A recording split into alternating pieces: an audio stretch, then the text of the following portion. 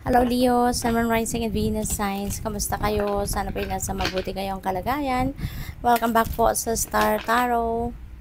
Kung bago po kayo rito, welcome din kayo. Thank you po sa inyong support. I truly appreciate it. God bless you all po. Sa mga hindi pa po nakakapag-subscribe sa ating channel, subscribe na po kayo and hit the notification bell po para updated kayo sa mga uploads natin. And everyday po, no? Everyday nag-upload po ako. Kaya watch out for that. Thank you.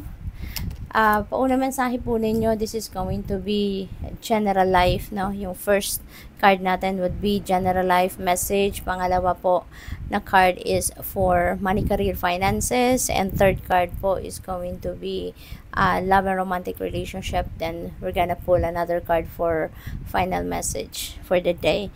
So we have the Two of Pentacles. Ayan, so marami kayong ginagawa, no? Leo, you are marami kayong pinagkakaabalahan, you're on the go, no? You're on the go. So siguro marami kayong inaasikaso, marami kayong pinagdidiskartehan, marami kayong multitask, no? So ito nga, 'di ba? May sa kamay, may sa paa, 'di ba? So sobrang daming inaasikaso ninyo. You have too much on your plate, okay? So this is asking you to balance, no, or bring the balance back in your life. This is asking you to balance your situation. Okay? So para na hindi ninyo mapabayaan ang ibang parte ng buhay ninyo. Diba? Lahat dapat ng area of life ay nabibigyan natin ng oras, panahon at atensyon. Hindi lang pwede na trabaho lang, no? Focus lang tayo sa trabaho, sa pamilya. There are other things, no, na dapat nating bigyan ng oras, kasi otherwise kung manineglect natin ang ibang area of life natin, then that eventually maaring magkaroon ng merong magmamanifest dyan na problema, merong magmamanifest dyan na mga diferensya, no, sa kung anumang area of life. That's why kailangan pagplanuhan ng lahat, 'di ba? Bigyan ng oras, time management is key. Okay? Kailangan na bigyan ng panahon ang lahat ng bagay. So what else? We have 8 of Pentacles, and this is related sa inyong money, career, and finances. This is really, really beautiful kasi ang sipag ninyo, no? Pinapakita dito kung gaano din kayo kasipag, kung gaano din kayo ka-dedicated, sa trabaho, ka-committed sa inyong mga ginagawa, no? So talagang kayo, parang hindi ninyo gustong bitawan, kung ano man ang mga ginagawa ninyo hanggat hindi ito natatapos. So this is really a beautiful energy. At tsaka Leo, maaari ng iba sa inyo rito will be given financial reward dahil siguro sa sobrang sipag ninyo, sa sobrang tiyaga ninyo sa pagtatrabaho. Talagang maaari na ngayon ma-recognize na yung trabaho ninyo, no? Ma-recognize na ng inyong employer yung gano'n, yung sipag at galing ninyo rito. Kaya this is really a beautiful thing.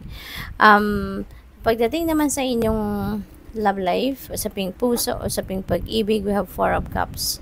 May nag-o-offer siguro sa inyo ng baka merong nagdiligaw sa inyo, no? Baka merong gustong manligaw sa inyo, merong interested sa inyo romantically, pero hindi ninyo siguro to pinapansin or hindi ninyo napapansin, no? Kasi nga baka dismayado kayo, meron kayong sitwasyon na kinadidismaya, or meron kayong sitwasyon na alam mo yun, yung hindi ninyo gusto, hindi ninyo yung parang may dissatisfaction siguro kayo, no? And that could be in your previous relationship, kung meron kayong pinanggagalingan ng relationship, or sa ibang parte ng buhay ninyo, 'di ba? Meron kayong dissatisfaction, meron kayong inis, meron kayong pagkaburyong nararamdaman, no? So siguro kaya hindi niyo napapansin yung mga nanliligaw sa inyo, 'di ba? Yung mga taong nagpapahayag ng kanilang interest sa iyo, pagmamahal, nagpapakita ng concern. So yun, hindi ninyo yun siguro napapansin. So final message ninyo for today.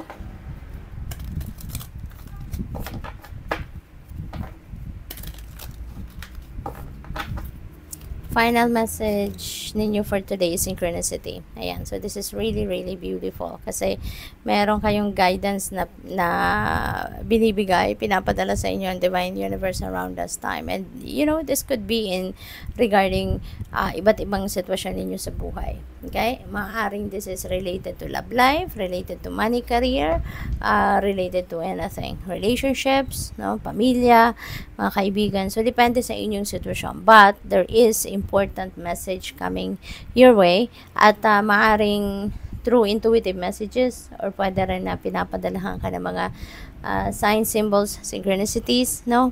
Tignan ninyo, be careful sa, alam mo yun, sa pagtingin sa mga bagay-bagay sa mga nangyayari sa buhay ninyo. Kasi, yung mga synchronicities na yan, mga sign symbols na yan, dumadating yan, ano, in a very subtle way. Pinapakita yan sa iyo ng Divine Universe in a very subtle way. Kaya, kung hindi kayo magpa-pay attention to it, hindi ninyo yun papansinin, you know, that is going to be, you know, neglected lang. 'Di ba? Yung bang may isasantabi nyo lang ito ng, as in, hindi ninyo mapapansin. 'Di ba? At mamimiss ninyo yung guidance sa inyo. Baka makapag-desisyon kayo na hindi man lang kayo nagabayan ng universe kasi you weren't able to look at those synchronicities and guidance na pinapadala sa inyo ng universe. So, good luck sa iyo. Thank you for watching. Love and light. Namaste.